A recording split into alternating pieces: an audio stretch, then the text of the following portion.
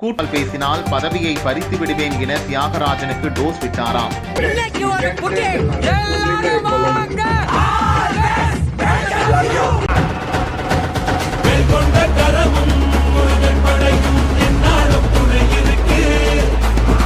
புலிய பிடிக்கணும்னா வேட்டக்காரன் வேணும். ஒருத்த இருக்கா?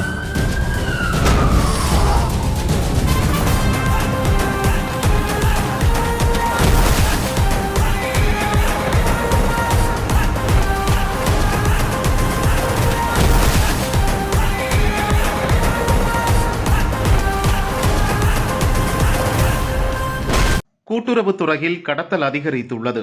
துறை செயல்பாட்டில் திருப்தி இல்லை என சமீபத்தில் அமைச்சர் தியாகராஜன் கூறினார். இந்த காலத்துல கேட்டாவே ஒரு மனுஷன் தர்றது கஷ்டம்.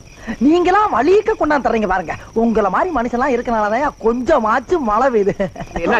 சொந்த கட்சி ஆட்சியை குறை சொல்லும் அவர் மீது நடவடிக்கை எடுக்க திமுகவினர் பலர் குமுறினர்.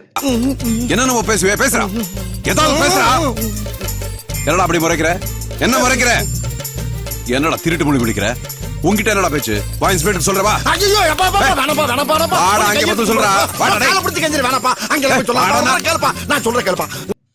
இதற்கிடையே மதுரை மத்திய தொகுதியின் வட்ட செயலர்கள், மாநகராட்சி கவுன்சிலர்கள் கூட்டம் தியாகராஜன் வீட்டில் நடந்தது.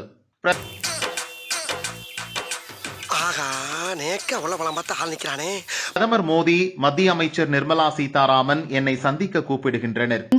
வெளியே வந்துடாத. என்ன கட்சியால் எனக்கு எந்த பலனும் இல்லை, கட்சி குப்பையாக கிடக்கிறது என விரக்தியில் பேசியுள்ளார் தியாகராஜன். அது வேற வாயி, இது நார வாயி. இந்த கட்சியை வைத்துதான் நீங்கள் எம்எல்ஏ, அமைச்சர் பதவி பெற்றீர்கள். கட்சியை பற்றி தவறாக பேசாதீர்கள் என சில நிர்வாகிகள் எதிர்ப்பு தெரிவித்தனர். கோபமான அமைச்சர் உடனே கூட்டத்தை விட்டு வெளியேறினார்.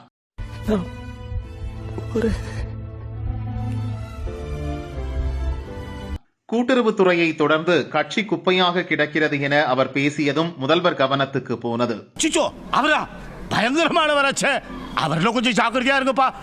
இப்படியே போனால் இன்னும் எல்லை மீறி பேசுவார் என நினைத்த ஸ்டாலின், கட்சி கட்டுப்பாட்டை மதிக்காமல் பேசினால் பதவியை பறித்து விடுவேன் என தியாகராஜனுக்கு டோஸ் விட்டாராம். பின்தங்கி இருக்கிறவர்கள், முதியோர்கள், உடல் பாதிக்கப்பட்டவர்கள், தனியாக வாழும் விதவைகள், ஏழை எளிய மக்கள், சாமானியர்கள், இவங்களுடைய குரல் எல்லாம் அரசாங்க அளவுக்கு நிறைய நேரம் சேர்வதில்லை. ஆனால் இவங்க பேரை வச்சு நிறைய மிடில் மென், நிறைய ஏற்கனவே சக்தி வாய்ந்தவர்கள், நிறைய நியாயத்துக்கு மீறி பங்கு எடுக்கிறவர்கள், அவங்களுடைய குரல்லாம் எல்லா அரசியல்வாதி காதிலும் உடனே போய் சேர்ந்துருது. It's not a unique problem to Tamil Nadu. It's not a unique problem to India. In all democracies, it's a problem. அதாவது யாருக்கெல்லாம் சக்தியும் ஒரு கம்யூனிகேஷன் ப்ரோக்ராமும் பணமும் பலமும் இருக்கோ அவங்க ஜனநாயகத்தை ஹைஜாக் பண்ணிடுறாங்க. தெரியாம கடனை வாங்கிட்டு அப்படி விரட்டி வரானே. காலையில இவனால 5 கிலோமீட்டர் ஓட வேண்டியிருக்கு. கடை வாங்கின பூரா ஓட்டப்பந்தயத்தை சேருங்க, கப்பு வாங்கிடலாம். ஏதோ ஒரு வதந்தியை, ஏதோ ஒரு வார்த்தை, ஏதோ ஒரு சொல்ல, ஏதோ ஒரு மாயை உருவாக்கி அரசாங்கத்துடைய செயலை அவங்க பக்கம், பலனை அவங்க பக்கம் திசை திருப்பிடுறாங்க. ஃபேமிலி ஆளுங்க தவிர யார்கிட்டயும் பழகினதே இல்ல. இப்படி யார் வாடியில தூங்குனதே இல்ல. எப்படி கிடக்கு? குவார்டர்ல வாட்டரே கிடக்காம அப்படியே சாப்பிட்டா இப்படி கிடக்காம வேற எப்படி கிடக்கும்? உண்மையிலேயே நம்ம யாருக்காக நம்ம பணியாற்ற வேண்டுமோ அவங்களுடைய குரல் நம்மளுக்கு நிறைய நேரம் சேர மாட்டேங்குது.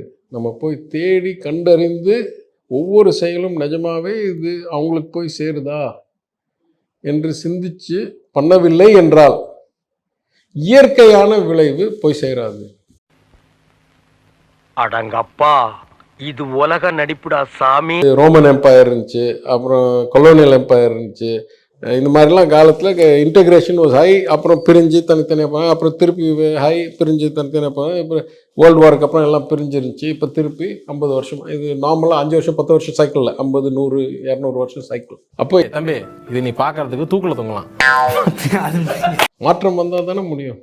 அப்போ மாற்றம் நம்மளுக்கு முன்னேறுவதற்கு தேவை.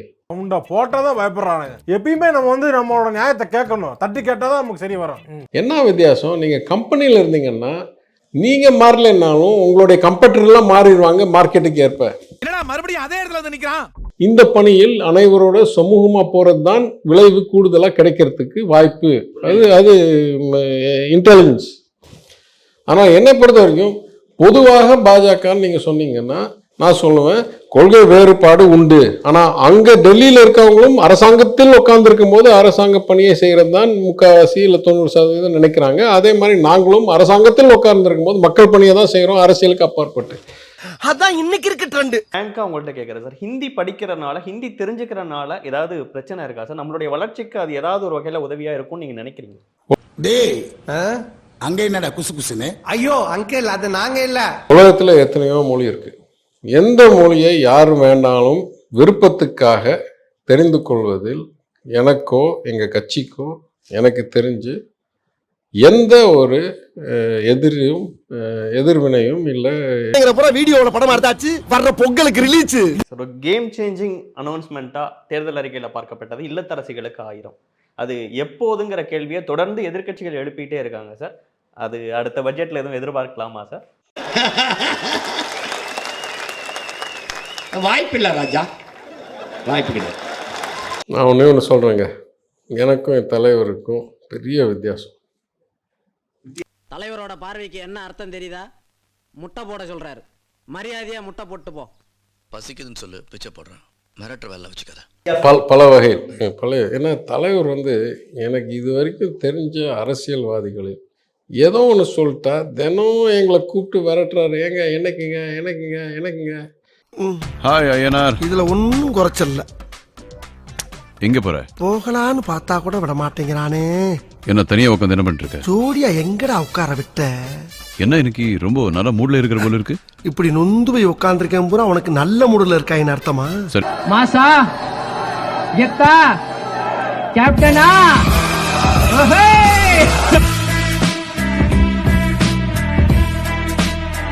புதுசா பாக்குறவங்க எங்க சேனலை லைக் பண்ணுங்க, ஷேர் பண்ணுங்க, சப்ஸ்கிரைப் பண்ணுங்க.